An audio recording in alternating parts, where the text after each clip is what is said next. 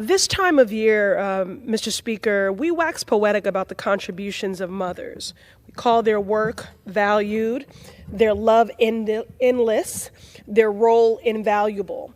Mr. Speaker, mothers across America don't want a Hallmark card. They want policy change. I grew up in a small storefront church on the south side of Chicago, and my grandfather was the pastor there. And even as a pastor, he would often say, that he would rather see a sermon than hear one. Mr. Speaker, the mothers of this country are deserving of policies that see them, center them, and serve them. And they would prefer that over bouquets, verbal or otherwise. We tell mothers that caregiving is their greatest contribution and then undermine them at every turn. We tell women that motherhood is aspirational and the greatest contribution they will ever make, while for many a safe pregnancy is a privilege and not a right.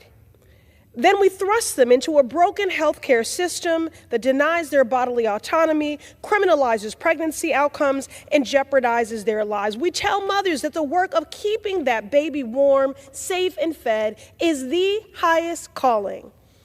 And then we allow negligence and policy gaps to create a baby formula shortage in the midst of a pandemic as mothers panic to meet a most basic need. We tell mothers that they must work like they don't have children and parent like they don't work. While we fail to pass universal paid leave policy, thrusting mamas and caregivers back into the workplace mere weeks after their babies are born. We tell mothers that it takes a village, and we're so proud to be a part of theirs. And then we fail to invest in safe, affordable childcare. We tell mothers that they are their children's first teachers, and they send their little ones out into the world with a hopeful heart. And then a stark reality keeps them up at night, that policy gaps will fail to keep that child safe from a gun on the block or in the classroom. We tell mothers that in the twilight of their lives, after they've poured into their babies, that we will take care of them. And then we gut social programs that would help our elders age in community with dignity and the care that they need. Mr. Speaker, mothers don't need empty praise. They need policy change. And now, by the grace of God and the sheer will and brilliance and sacrifice of my mother, my shero, Sandy Pressley, may she rest in peace and power, the woman who gave me my roots and my wings, there are many lessons that I was afforded by her example.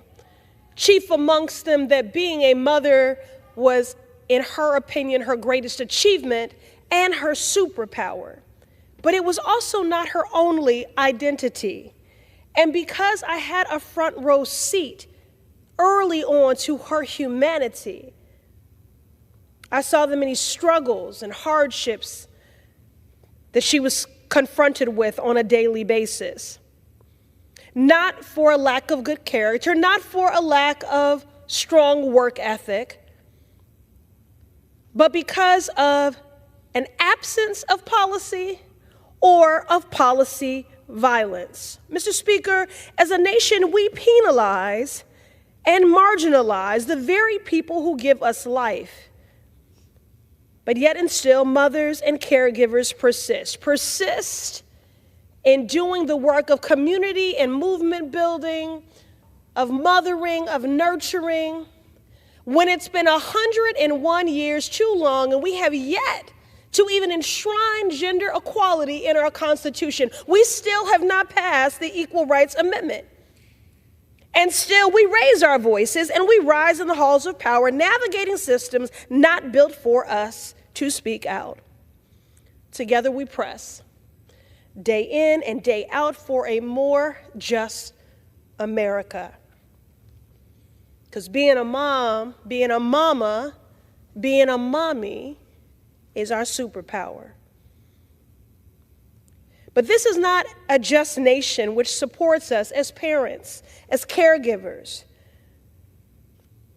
And we want this to be a just nation, and one that is more just and fair for the generations we are raising and for the generations to come. We fight for the rights of our children and grandchildren. We move with the clarity and conviction that only caretakers can. Leaving a better world behind is not an abstract concept. It is grounded in the children right in front of us. Every society owes a debt of gratitude to those who mother. And in their name, we press for a world that lives up to their aspirations. A world that keeps their babies safe. A world that keeps all our babies safe. Mr. Speaker, I would rather see a sermon than hear one. Thank you. I yield.